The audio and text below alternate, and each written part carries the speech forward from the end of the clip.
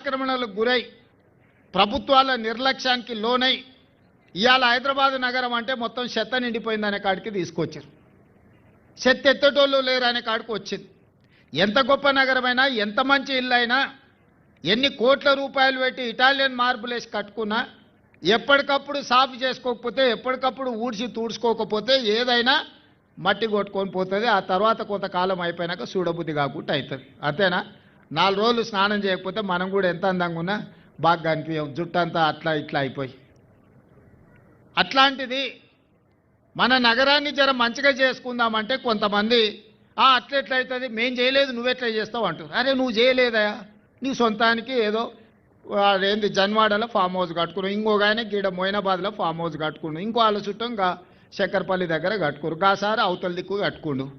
నీ సొంతానికి నువ్వు కట్టుకున్నావు, సంతోషం. పెద్ద పెద్ద ఫామ్ హౌజులు కట్టుకున్నావు, మంచిగా బంగ్లాలు కట్టుకున్నావు, మాకేం అభ్యంతరం లేదు.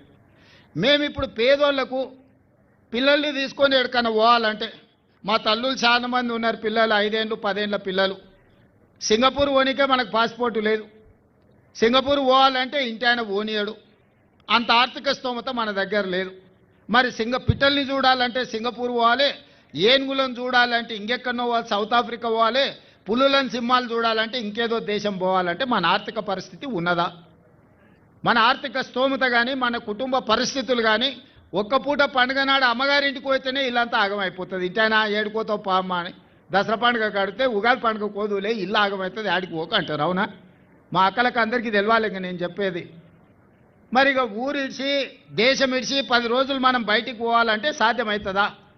అందుకే అన్ని ఆలోచన చేసిన, అందరితో మాట్లాడినా. నేను కూడా మన ఎమ్మెల్యేలను, కార్పొరేటర్లను అందరినీ ఇతర దేశాలు కూడా పోయి రాపోండి, చూసి రండి. మనం అప్పుడప్పుడు ఇల్లు కట్టుకోవాలంటే మన చుట్టాలు మంచి ఇల్లు కట్టుకుంటే పోయి చూసేస్తాం. అరే మనం కూడా ఎట్లా కట్టుకుందాం, బెడ్రూమ్ ఎట్లుండాలి, అటాచ్ బాత్రూమ్ ఎట్లుండాలి, ఇంటి దర్వాజాలు ఎట్లుండాలి, కిటికీలు ఎట్లుండాలని చూసి వస్తలేమా?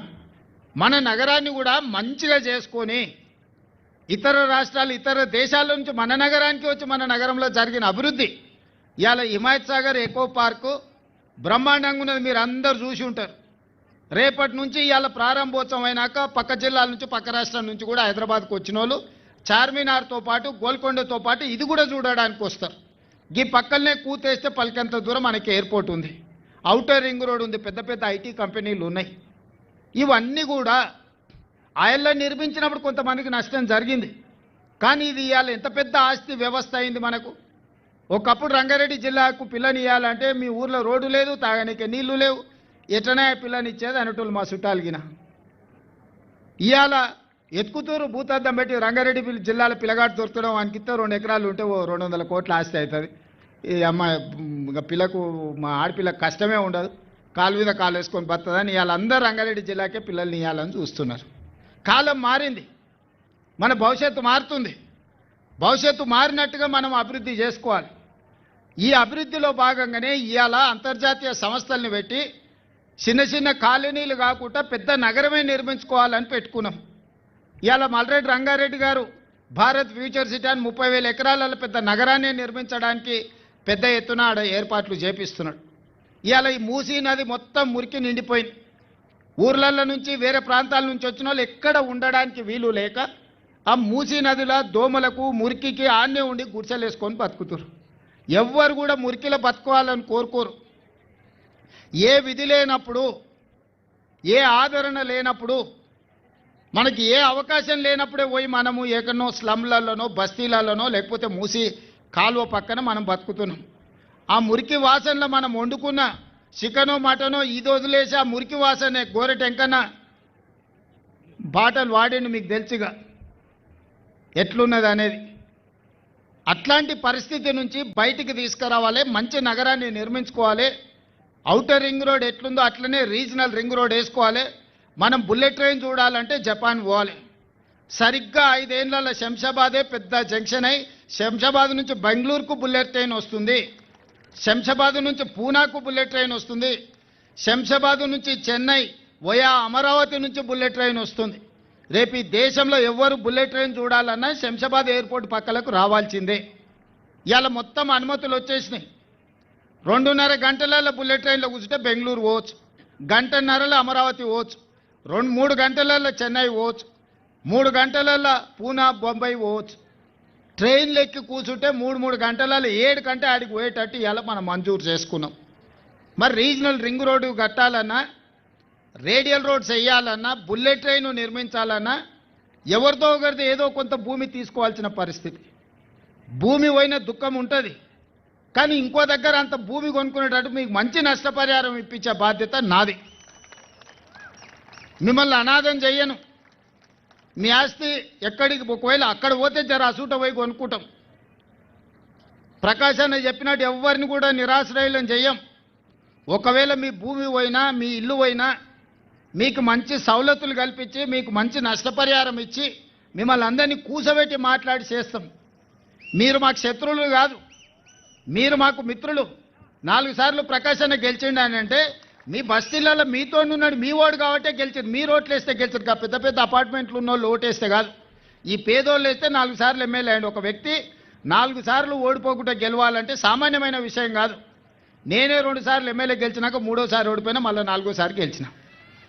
కానీ ప్రకాష్ అన్న 4 సార్లు ఓటు మెరగకుండా గెలుస్తున్నాడంటే మీ పక్షాన నిలబడ్డాడు కాబట్టి, ఆయనకేం స్వార్థం లేదు కాబట్టి మీరు ఆయనను గెలిపిస్తారు.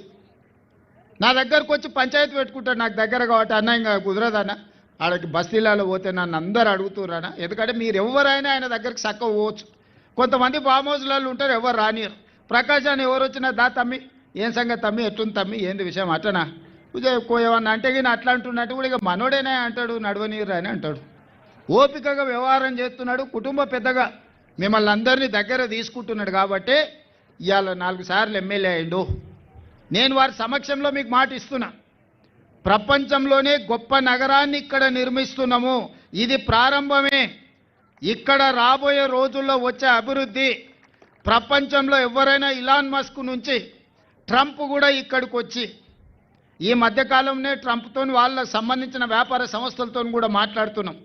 పెద్ద పెద్ద సంస్థల్ని ఇక్కడికి తీసుకొచ్చే విధంగా మీరు చూస్తున్నారు. ఇప్పుడు ఈడ సర్కిల్ కడుతున్నాం, జంక్షన్ పెద్దది.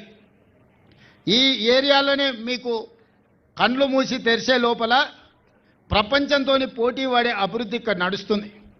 అందుకే మూసీ రివర్ డెవలప్మెంట్ కార్పొరేషన్లో ఎలివేటెడ్ కారిడార్స్తో పాటు ఇంటర్నేషనల్ స్థాయి అభివృద్ధి ఇక్కడ జరగబోతుంది. మన నగరంలో ఉన్న గొప్ప గొప్ప కట్టడాలు, చారిత్రాత్మకమైన కట్టడాలను చూడడానికి ప్రపంచ దేశాల నుంచి వచ్చే విధంగా ఈరోజు మనం ప్రణాళికలు సిద్ధం చేస్తున్నాం. గొప్ప నగరాన్ని నిర్మించుకుంటున్నాం, గొప్ప పార్కులు నిర్మించుకుంటున్నాం. ఇవన్నీ కూడా మన ప్రజలకు ఆహ్లాదంతో పాటు వ్యాపారము లాభసాటిగా ఉండేటట్టు చేస్తున్నాం.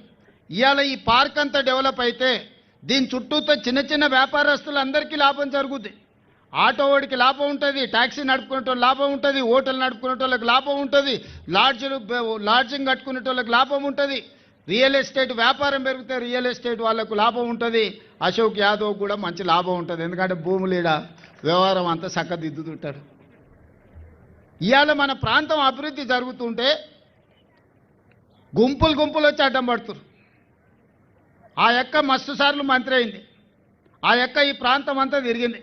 ఎన్నడన్నా మీకోసం ఆ అక్క ఆలోచన చేసిందా? ఇవాళ మీకు మంచి జరుగుతుంటే